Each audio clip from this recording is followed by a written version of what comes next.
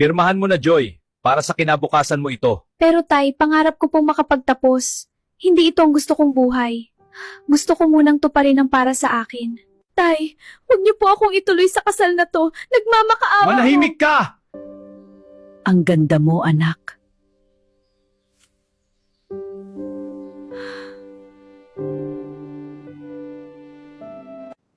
Joy, asawa na kita.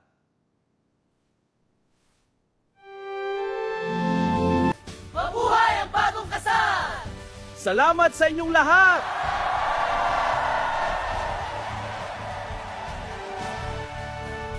Joy, umakyat ka na sa kwarto at magpalit ng damit.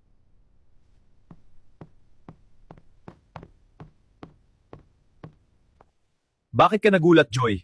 Asawa na kita kaya gawin ko ang gusto kong gawin sa'yo.